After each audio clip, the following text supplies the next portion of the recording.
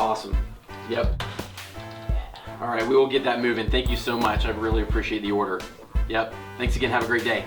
Yeah, 10-foot fabric for display. We got it on the hook. Awesome, Ben. Yeah. Let's ship that baby. What? Ship it? Slow your roll, Josh. Whoa, whoa. We got a lot of steps to do before we get this baby rolling. How complicated could it be?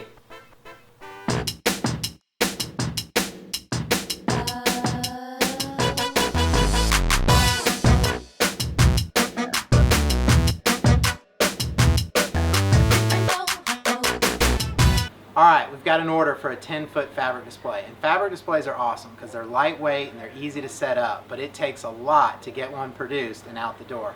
And I'm pretty proud of my team and the experts that we have that make it happen. So I want to show you everything that they do and everything it takes to get a fabric display out the door. Let's go meet the artwork team. Alright, Corinne, we just sold a 10-foot fabric display. I'm told everything starts here in the artwork department, so what do you have to do?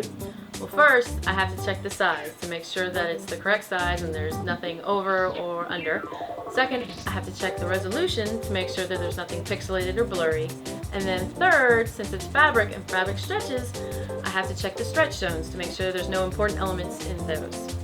Alright, so once you do all that, we're done? We can go? Oh no, not yet. I have to put dots all around the graphic so that our cutter in the back knows where to cut the fabric.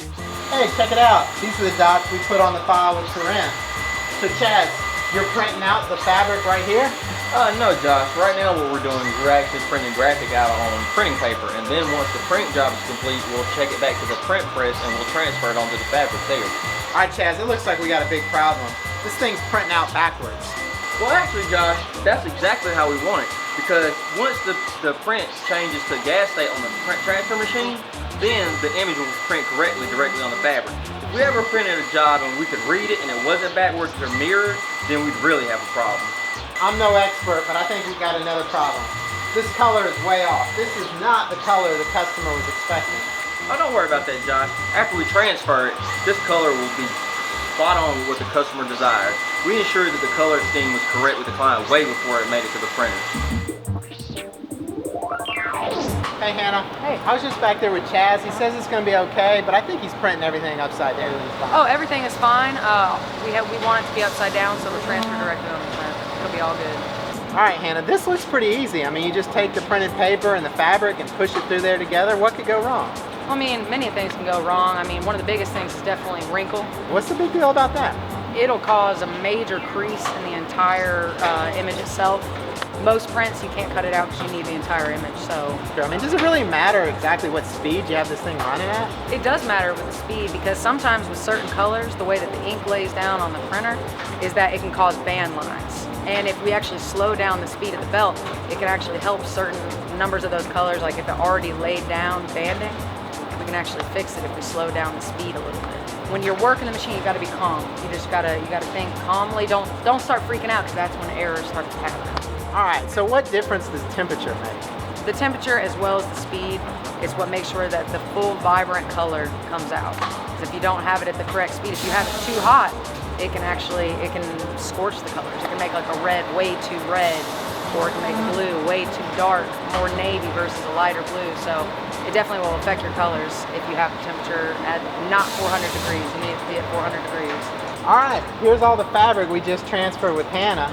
So we've got this fabric printed, it's transferred. Now it's easy, right? Right, Linda? Oh, I wish. We have to take these graphics and for whatever graphic or design we're doing, sometimes we have to lay it on the table and add another piece to it.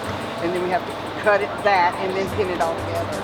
All right, but once you know how to cut this thing one time, it stays the same all the time, right? Wrong. It never stays the same. Nothing ever stays the same out here, because this could be one pattern and then this could be another pattern. Sometimes we have to cut it totally by hand, and then we have to use a pattern that we made when we designed the style. The fabric always stays the same. It doesn't ever change how it performs, does it?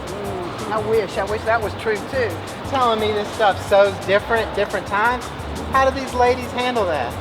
These ladies are good. They're good sewers, and they know. They apply zippers into these things, and if that zipper does not fit in there like it's supposed to fit, They've done it so many times that they know exactly how long that zipper is supposed to be, exactly where it's supposed to end up on that graphic, and if it doesn't end up there, they come to me. And when they come to me, I lay that thing on the table and I measure everything out and I make sure that that's the right size. If it is not the right size, then I have to hand cut it down to where it'll fit, or take it back to production and have them reprint it, retransfer it, and bring it back to me.